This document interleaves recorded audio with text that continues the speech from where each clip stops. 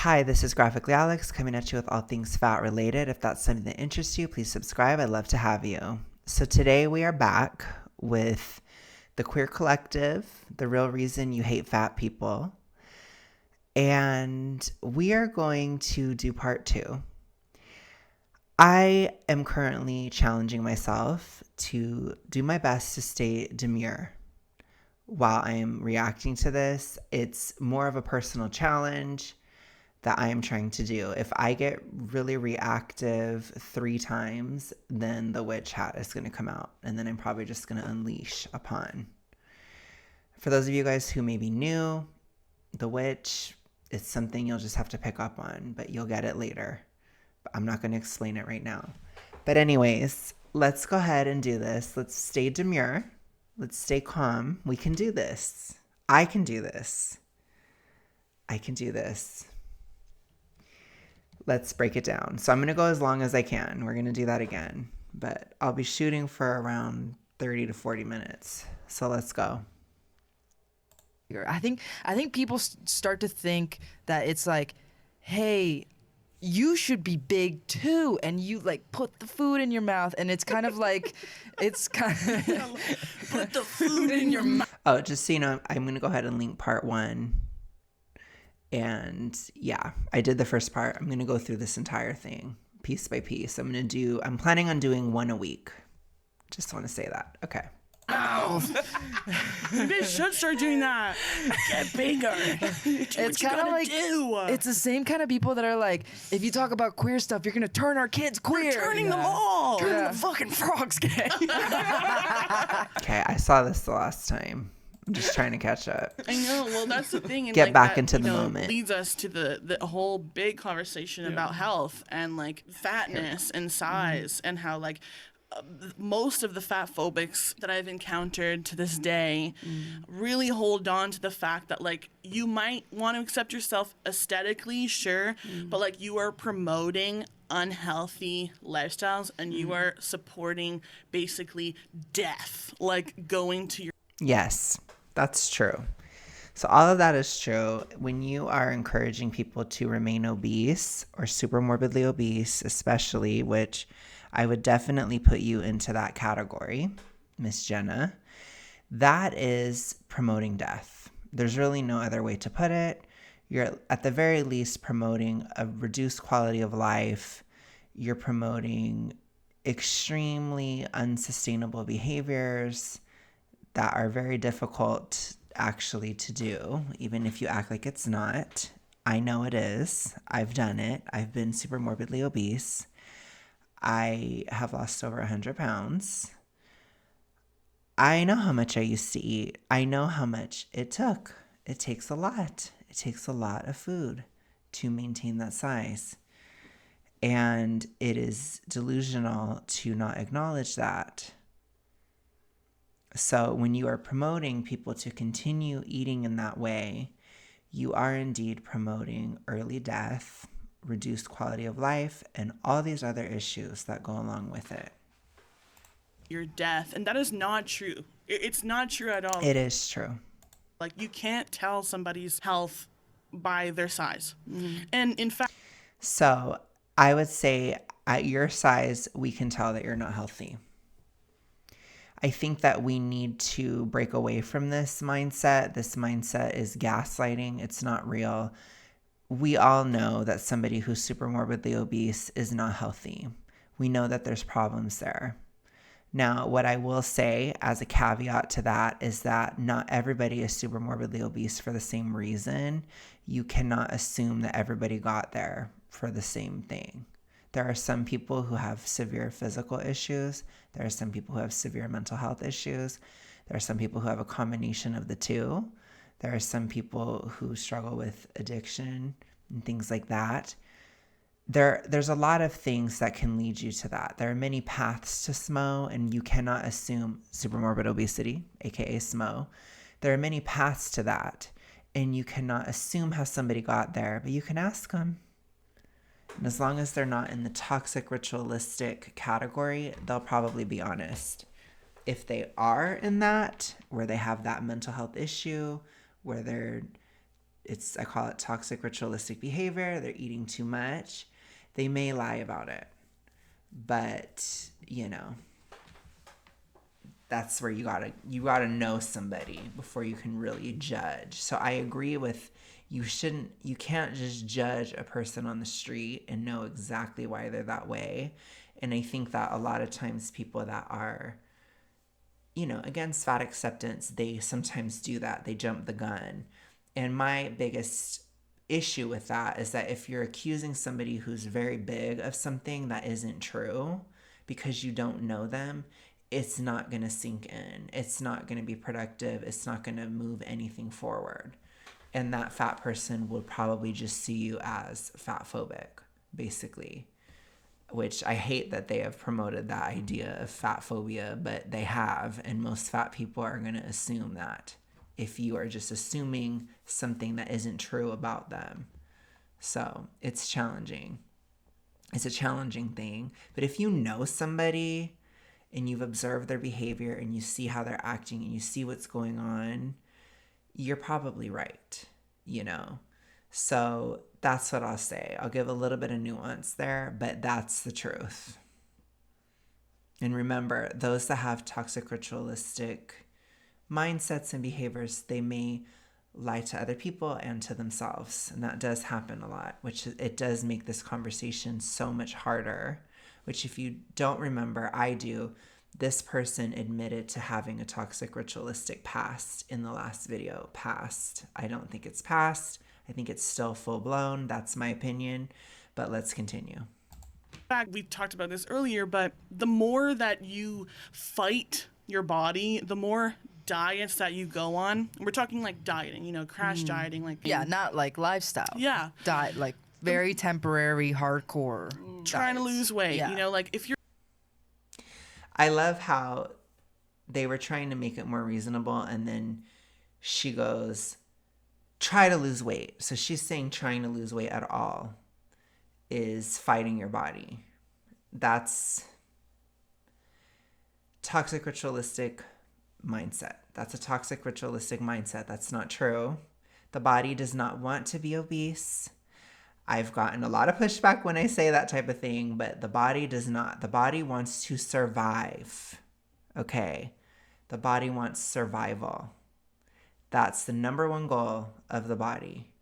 So it's all about getting your weight loss journey to be something that pushes you closer to survival. And as long as your body can perceive that, because any hormonal health issues are being addressed, then you will be fine physically. The mental side is a whole other struggle. If you have toxic ritualistic mindsets and all these things, then you're going to feel weird if you're overly identifying with obesity, if you're like, oh my gosh, I can't handle looking in the mirror. Oh my God. Like if you're in that zone all the time, it's going to be very difficult for you to lose weight sustainably. And that's a totally different issue than like a physical health issue like PCOS or hypothyroidism.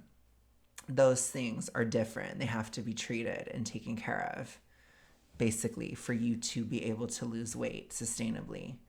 Like I said, it can be difficult. In my case, I had both. I had hypothyroidism. I still do, but it's not as severe because I'm currently treating it. Part of treating it is losing the weight because your weight is estrogenic, which opposes thyroid hormone. I will say that over and over again. But apart from treating hypothyroidism in part by losing weight, I also got over my toxic ritualistic past, which having the combination of the two, it made sustainable weight loss basically impossible until 2020. And then after 2020, I got out of the mindset. And then I started working on my thyroid in 2021, and by 2022 I could start losing weight sustainably because I had recovered, and now I've lost over 100 pounds by 2024. So when you're in a very extremely severe state like I was, it can take years to recover. Most people are not going to be in that position. Most people, they can just start losing immediately for the most part. So I think it's important to acknowledge that we all start at different gradients. But the point still stands. Your body does not want to be obese. Your body wants to survive. So I think we need to let that go, because I think that is a toxic mindset, in my opinion. You're doing that, if you're trying to focus on intentional weight loss as your main goal, the chances are it's not going to work. It's not going to work.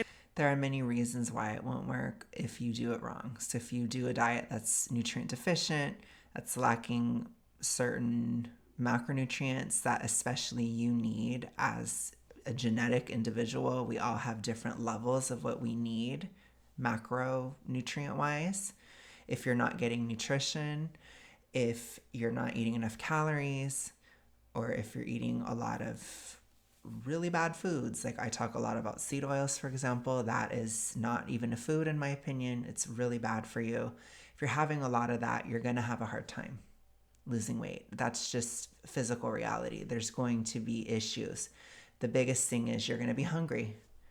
Seed oils will make you hungry and tired if you eat a lot of them. Now, it isn't a black and white thing. It's a gradient.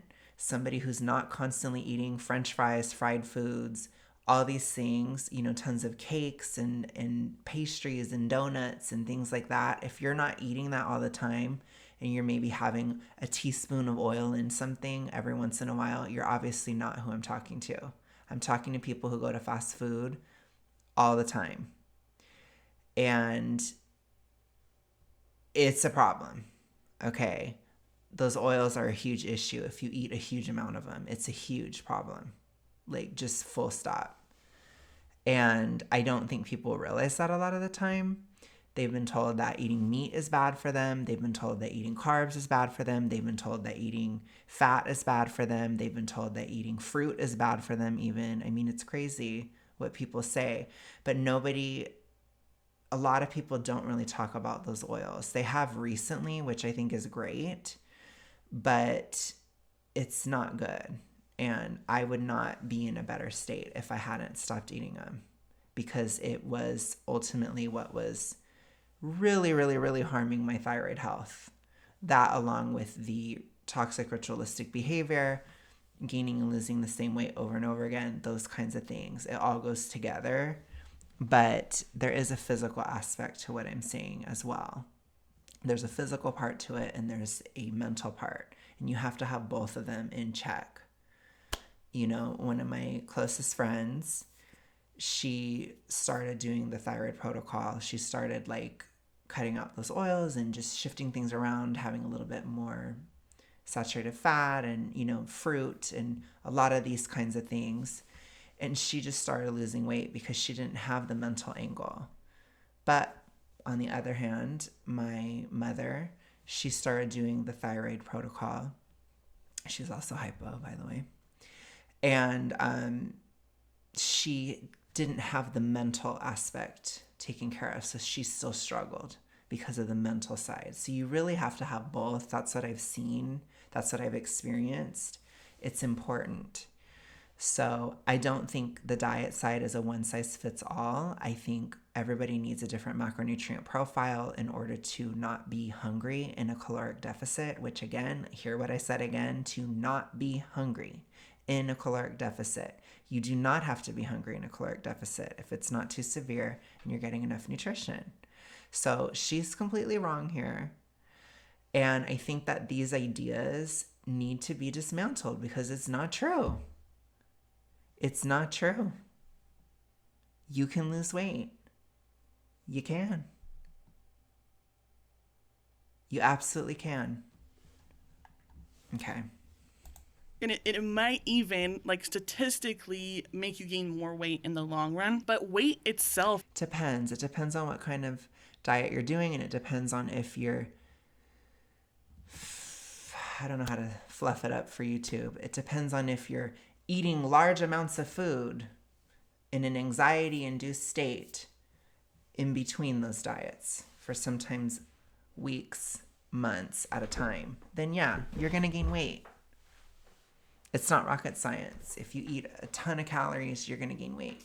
And you may gain further back because the food quality that you're eating, you may be having a lot of fast food in between that food. It does slow your metabolism. It harms your thyroid. I'm going to tell you. People don't like it when you say it sometimes, but it harms your thyroid to eat fast food. So when you eat it, it's slowing your metabolism. So yes, it will. Especially if you're eating a huge amount of it. Like I said, this is not a black and white thing. Really think about how much you're having. There are people who have fast food once a month. It's probably not a big deal. There are people who have fast food 3 times a day. It's a huge deal. You have to see, don't think of it black and white. But I'm saying that it will affect you and you will put on more weight over time in that state.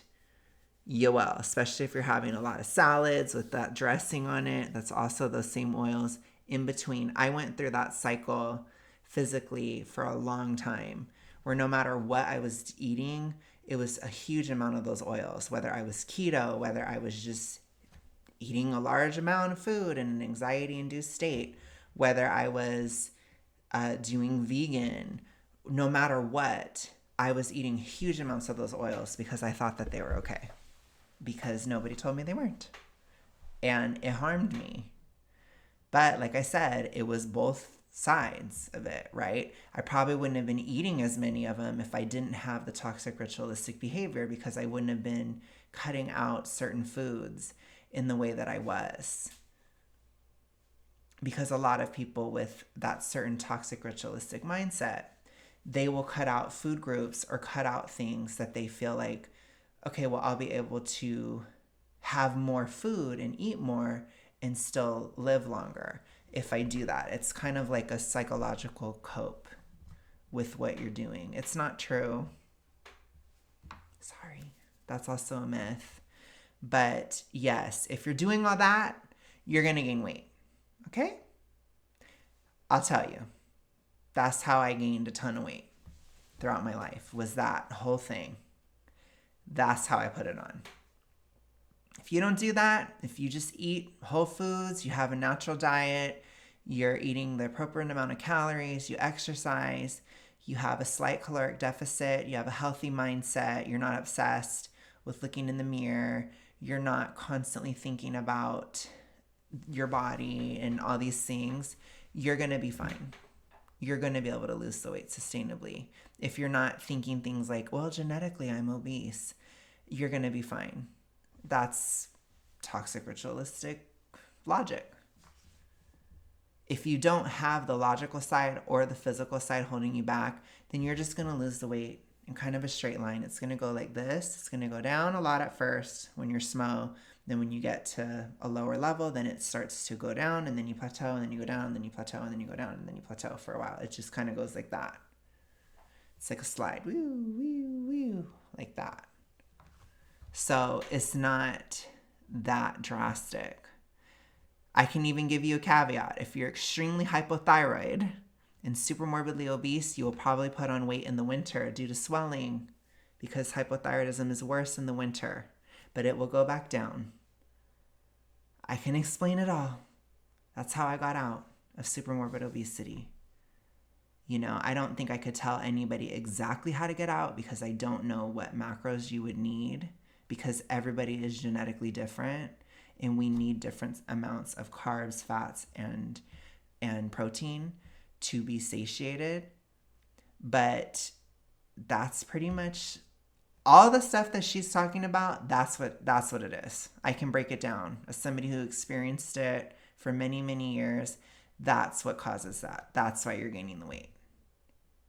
It's not because you went into a caloric deficit and now all of a sudden you're putting on an extra 40 pounds. That doesn't happen. This person isn't being honest with you and not being honest with themselves. Let's continue. Is not an indicator of health. What is, though, is lifestyle. And I know so many fat people who have a very active lifestyle. And that's great. I think it's great to be active. It doesn't change the fact that obesity, super morbid obesity especially, is hormonally active in the body. It makes your estrogen go really, really, really high, especially if you have a fatty liver. That opposes thyroid hormone, which makes you hypo, which causes a lot of inflammation. There's also tons of inflammation just within obesity. There's tons of inflammation within eating foods that are processed and really bad for you. There's a lot of bad things in being obese, even if you're active. I think it's great that you're active, though. It is protective. It helps with like diabetes, for example. It makes it less likely that you're going to get it if you're active. That helps, right? It reduces your risk. So, and it also helps with satiety. It can make you feel less hungry because you have better glucose. An easier time processing carbs and glucose in a more healthy way if you're active. So I always support activity. I'm a huge proponent of it, but I agree with a lot of people. It's not enough. It's not enough. Who, eat so many nutritious foods and who, go about life and do things and have. They may do that, but they're probably eating a lot of unnutritious food too, or at the very least, they're eating a very, very high amount of calories, which is still an issue. Even an overconsumption of calories, people don't understand, like, for example, what causes non-alcoholic fatty liver? An overconsumption of calories. So what's the treatment? A slight caloric deficit. You have to be in a deficit sometimes. Your body is not meant to just eat and eat and eat. I know it's hard to hear sometimes, but it's the truth. You have to be in a deficit. Some of the stuff gets better because you're not constantly eating all the time. That's part of it too. Your body is not meant to do that. It's tough on the body when you're constantly shoving in like tons and tons and tons of calories every single day. It's tough on the body. It's a lot, And I talk a lot about satiety on this channel. I think it's extremely important to consider in weight loss, but let's be real. Let's be real. You're eating way too much. Great social lives and have all those things and are very empowered. Like, they're living a healthy lifestyle. A social life isn't going to protect you from the physical downsides and harms of supermorbid obesity. It's not going to. It isn't at all. And there are some new studies coming out that show that is truly like the most important indicator of physical health is lifestyle, not the number on the scale. I mean, it's very easy to look at somebody.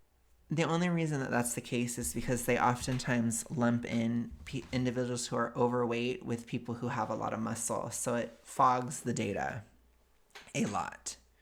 But I think if they were to actually separate it by body fat percentage, they probably would get a different result. I want more studies that are more specific because I don't agree with that at all. I think that's ludicrous. The idea of, somebody who's super morbidly obese, well, the fact that they're super morbidly obese, it has no effect on their health. It's actually their lifestyle that determines everything. That is completely false. There's no way in hell. No way in hell. Who is like lean. I'm not getting reactive, by the way. I'm right underneath it. Right there. I'm like, it's like right there, but I'm not there yet. And be like, they're so healthy. But I have in my lifetime followed a lot of like fitness YouTubers over time when I was like super into like, I'm gonna go to the gym every day, and like Gymshark. Exactly, Gymshark. And like I used to follow all of them. And the thing was that like, yeah, they worked out a lot, sure, but majority of their time their actual diet was so shit. It was not like an actually healthy diet. It would be like a lot of processed bullshit, a lot of like, and a lot of people are on like HRT or like cosmetic surgery or whatever the case. And like, yeah, I think that there can be two toxic sides to a coin. I think the Instagram fitness industry, there's a lot of sharks in that. I do want to do a video in the future with my friend Eric because he's had some experiences with fitness influencers on Instagram, and like I would love to do that video with him. I think we do have it planned at some point, but just because there's a toxic fitness side that can be a lot of smoke and mirrors, fake, right? It can have a lot of toxic ritualistic behavior as well, a different kind. It can have a lot of issues. a lot of issues. A lot of people that overtrain, they're not the most healthy. But that doesn't change the fact that somebody who's super morbidly obese is still probably worse off. It doesn't change the facts. The whataboutism, it doesn't work with obesity. What about nothing? What about you're super morbidly obese? It's bad. It doesn't matter if something else is also bad. It matters that it's bad to be super morbidly obese. So no whataboutism here. They're appearing as like really healthy beings, but you never know I'm going to have to count that one. That one was one. That was strike one. what's actually happening internally. How did they get there? And what are they doing to sustain that? Like, what does their actual lifestyle look like? What does it look like? Yeah. And it just And what is your actual... Okay. I'm really close to getting in the witch hat. I'm like really close. What does your actual lifestyle look like, Miss Jenna? What does it look like? keeps proving further and further that you can't tell somebody's health by looking at them, but we think as a society that thinness equals health. I think like the biggest thing that really frustrates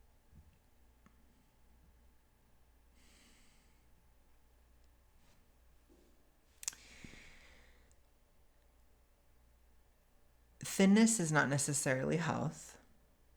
It depends on a lot of different factors. But regardless, supermorbid obesity is certainly not health. frustrates me is that people really think that if you do the work to radically love yourself at any size, especially if you're fat or super fat and you live in like a large body, that you are gluttonous, that you are like eating all the time, that you are just... I don't think it would necessarily be all the time. There's a lot of people who are super morbidly obese who eat twice a day or one big meal, but they're still eating too much. I mean, we're talking about super morbid obesity here. She even mentioned super fat. Super fat is super morbidly obese. You're eating too much. It's undeniable. Absolutely undeniable. like getting bigger and bigger, and that's like your goal. You don't care about your health, you don't care about anything, and that's so far from the truth. Like that's not true at all. You don't care though, because if you cared, then you would do something about it. You don't really, there's no law saying you have to care, but if people tell you you don't care, you don't get to gaslight them and say that you care. That's not the way this works. I know a lot of fat people that eat less than some of my thin friends. Like all of this there's a lot of genetics at play. No. That's a lie. I'm sorry.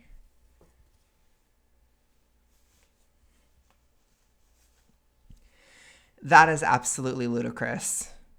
That is such a toxic ritualistic mindset. That is something that is such a myth. I am so sick of hearing. I've heard it my whole life, even in the worst of my toxicity.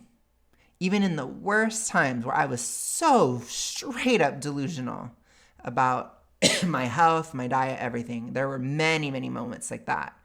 I never was to the point where I actually believed, maybe except when I was maybe 14 years old, maybe that young.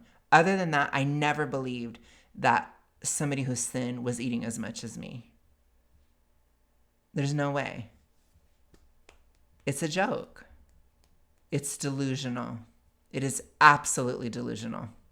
110% delusional to say that statement. I am so sick of hearing it. I've heard it my whole life. It is such a lie. It is such a lie. I want somebody to do a video where somebody that says that, they compare the calories between the two people, and I guarantee you it's going to be less, unless it's like between a 5'1" woman and a 6'5" man. I want to say male and man at the same time. Then maybe it would be the case. But if you have somebody somewhat comparable, get real. Get real. Yes, height matters. Age matters. Sex matters. Those things all matter. Absolutely. They absolutely matter. Men need more calories than women. Men are typically taller than women. So height matters. If you're taller, you're going to need to eat more. And if you're younger, you're typically going to need to eat more, especially if you're a young adult or a teenager. That's all true. That's true. But this idea that, well, some people, they're just genetically super morbidly obese, that is completely false. No. If you're a short woman that's a bit older, you're going to need less calories. That's a fact. Than, like I said, a tall 18-year-old man. You're going to need less calories than that. But guess what? You're not going to be as hungry as him either. That's not the way it works. A body that's functioning normally will not be supernaturally hungry. And yes, I did use the word supernatural because I'm wearing this hat, but still it applies. That's the hard thing that's like so frustrating, especially when you're growing I'm feeling it right now. I'm going to just go. I'm going to go until I get too tired. So let's do it. up, as well as like seeing how much your friends can eat and just like carelessly eat. Yeah. And you're like so fixated on it. And I think that can be something that's really Yeah. frustrating that a lot of people don't take into consideration. Yeah. But going back to kind of the way that fat people are portrayed in film and media is like it's constantly as the gluttonous character. Thinking about Mikey from Disney's Recess is every single scene is eating. Yeah. You His know? only task was to eat. That was Yeah. his thing. He was one of the He was a only singer, like too. They are very, very obsessed with fantasy. I've noticed a lot of the time when they talk about this issue, a lot of different fat acceptance people and people in these spaces, they constantly talk about fiction. Fiction, fiction, fiction. Let's look at reality. That's what I want to look at. How much is Jenna actually eating? And would she be honest with you about what she's eating? Probably not.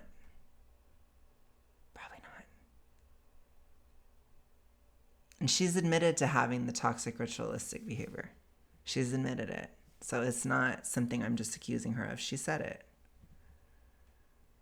She's lying.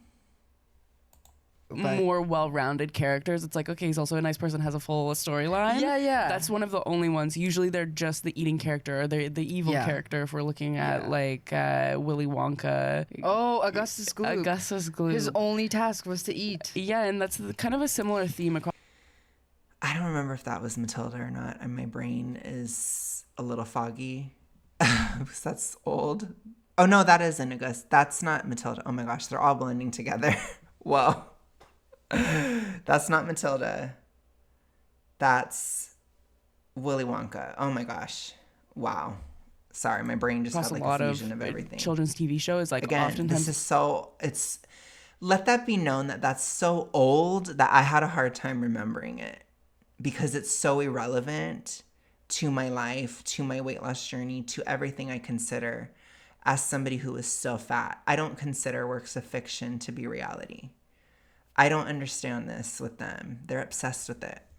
they'll never even portray any fat people in the shows either. And when if it's they like, are, their only thing is eating, and they're always undesirable. yeah. Like It's almost if like it's they're not a young real girl, person. Yeah, if it's a teen or a woman in the movie that is like even close to chubby, like just any bigger than super small, they're always, their storyline's always like, all the boys like make fun of me. Nobody could ever love me. Like no one would ever. And that's the truth. Like we live this truth. If that's the truth, then what's the problem? What's your problem then? I would say it isn't that true. It's usually exaggerated. But again, it's a work of fiction. Fiction can be exaggerated. That's a part of what makes fiction great. But it means that it isn't real. It's not real. It isn't real. It's about as true as the amount that you're saying you're eating. That's what it is. Truth, but it just keeps perpetuating this idea that like fat people can't be hot, they can't be desirable, like they can't be Oh, loved. they certainly are to certain people. You know, all they do is eat all the time. It's like that's Yeah. not true at all. and they're only okay and acceptable if they're in the pursuit of becoming thin and losing the weight. That's the only time it's Yes. okay for them to be portrayed. When I've been at the lowest weight I've Okay to be portrayed. That doesn't make any sense, but okay. ever been, it's like you You notice mean in your adult body? in my adult body. When I've been at the lowest weight that I've ever been and you go out in society, that's when you realize, holy fuck, the world is built so different for thin people. And that's when you're like, whoa, like I'm at the bar, so many people are talking to me and noticing me. Like I feel like I'm Do you guys ever notice how when they say this, they're kind of promoting weight loss when they say that? Because the whole thing is that they're saying, oh my gosh, the world is just drastically better for you. If you're thin, it's crazy. It's wild. It's all these things. Oh my gosh. They're saying this and it's like, you're actually promoting it. But then they build it up, but then they say, but you can't have it. You can't do it. It's super manipulative and toxic and crazy to me when they do that. I would never have a friend like that. I'll put it to you that way. I appreciate my thin friends. I appreciate my friend that's lost tons of weight, and has told me the truth. And the truth is, there are certain things that it's better, and there's a lot of things that it's the same, and there's some things that is worse. It's not just, I do not have these insane expectations of what my thin life will be. I think it will be mostly the same, with probably all I've noticed so far is I'm a lot more visible now. But visibility is a good thing and a bad thing. It means that I get more hate comments, but I get more love comments. It means that when I go out in public, I get more interactions. Sometimes I don't want them. I'm introverted. Sometimes I don't want to talk to somebody and they're talking to me. And it can be a little irritating for me. But by the same token, being completely invisible when I was in the mid-fat curse era, that was rough too. It's tough. And I think it's something that hits on people that have toxic ritualistic behavior, because we cannot control how other people see us. We cannot control how other people treat us. We can have boundaries. We can decide how we react to things. We can decide what situations we're going to put ourselves in, but we cannot control how people treat us. I cannot control if somebody walks up to me and wants to have a conversation. I can't control if somebody leaves a hate comment or if somebody lies about me. I can't control that. And that is a major trigger, because again, when it comes to toxic ritualistic behavior, it's about control most of the time. That is probably the universal trait across all people that struggle, is a desire for control. And when we have this moment, when we see that we can't control how other people treat us, it upsets us. I was triggered by that in August. It was difficult for me as I approached visibility and as I became more visible. But it's fine. I'm used to it. I'm adjusting. I'm letting go of that. And you move forward, because it was never logical to think I could control something like that. It wasn't logical. And so you just got to let it go. And then that's further recovery. So I'm getting further and further away from those kind of weird, delusional things within the toxic ritualistic mindset. You get further and further away the more you let it fall away. That's recovery. So now I don't get as anxious if it happens. It's fine. It's whatever. You get me? It's a whole new world that I'm experiencing. And that to me is like the most hurtful, sad thing, is the way that us as a society portray fat people, and like in our own minds, and the way we treat each other based on our bodies. I think and really it's unconscious sucks. bias too, and something that I tell a lot of people all the time is like, go make some fat friends. Like, just like any, oppressed group, a lot of people stick together, but it's so important that we expand in that. I have a lot of thin friends. I have fat friends too. I don't know. I just don't understand that. I just can't even with that. I don't even think I can entertain it that much. I do know there are a lot of people who don't like to be friends with fat people. I have seen that before, but it usually has more to do with bad experiences or situations where they've dealt with somebody who's overweight or very overweight and they just were negative or they brought them down or whatever. I don't think it's good. I still think it's technically fat phobic. I do think you should give everybody a chance, so to speak, in my opinion. I mean, or nobody, like in my case, because I'm introverted and so I don't want to talk to anyone anyway. And I'm just kidding. But I'm just saying I think you should be relatively fair in general. But it's most of the time not about looks. It's about, is it difficult to be your friend? Is it always a problem? Is it always about you? Is it always these kinds of things, you know, which a lot of people struggle with. And I have been that stereotypical fat friend where I've had a lot of those traits. And guess what? I had problems with friends. It's not good. But guess what I'm not like anymore? That. So I don't typically have issues with that because I don't act that way. And, you know, we have so many things talking about how to be a good fat ally. How about how to be a good fat friend? Don't eat all your friends' food. You know, I did a video with Eric where he was struggling with like one of his fat friends is eating all of his food. It's not a good friend.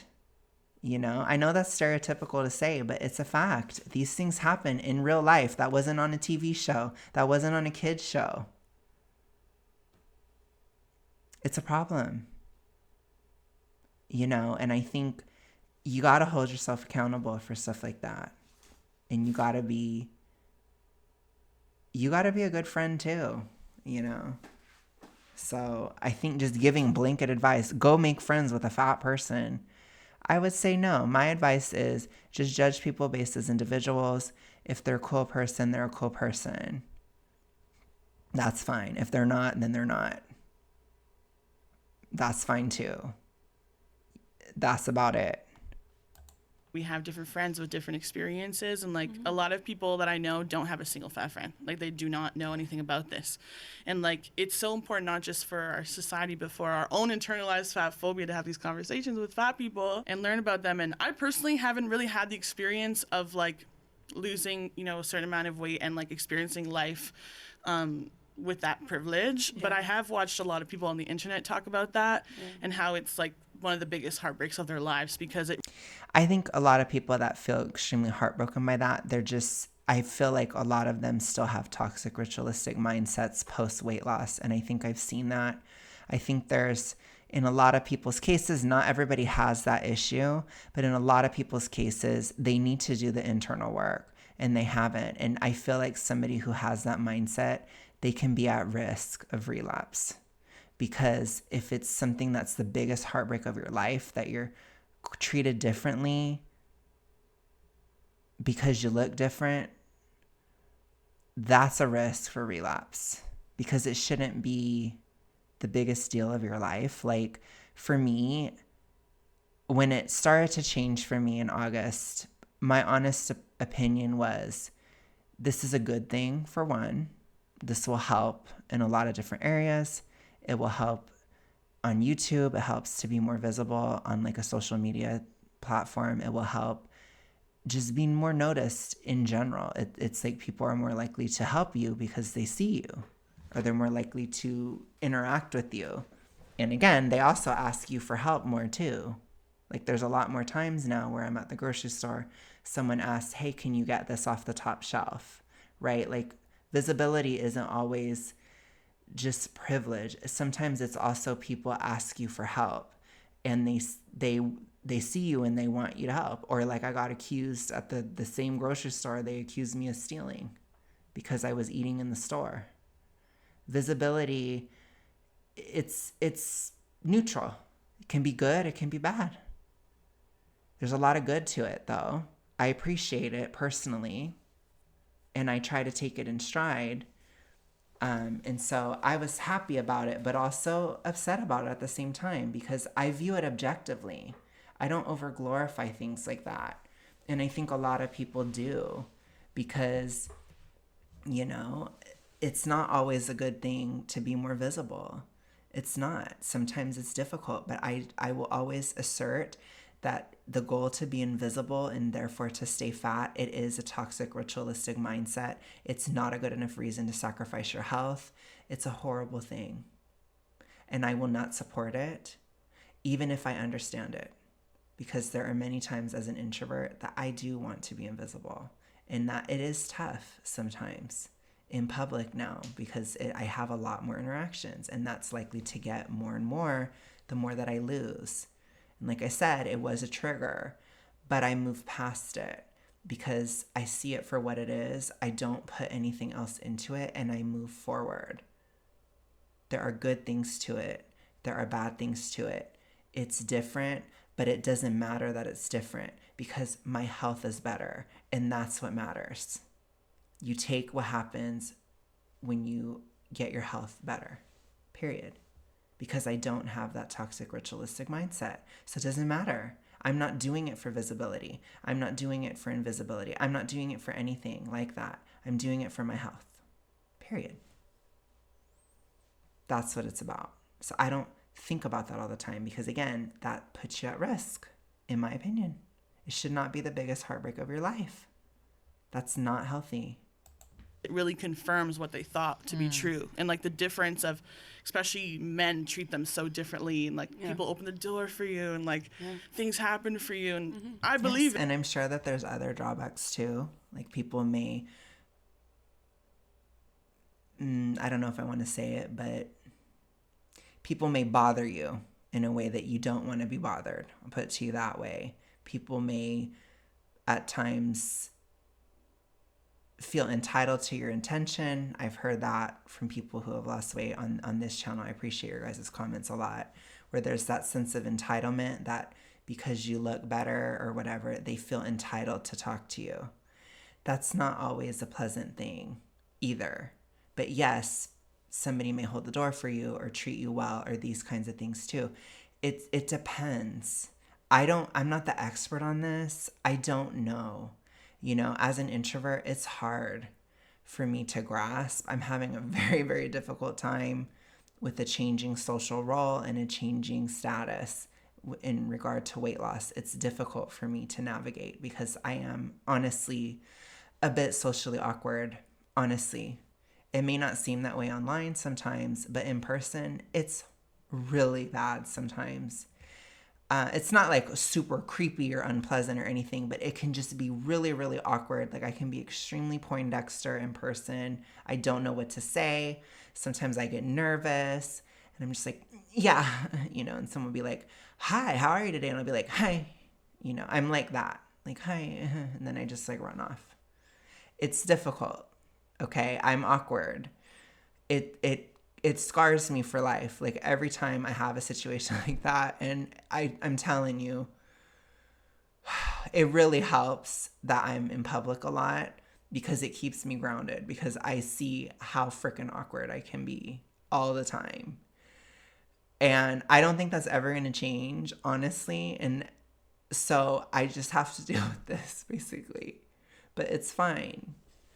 You know, weight loss isn't going to change that.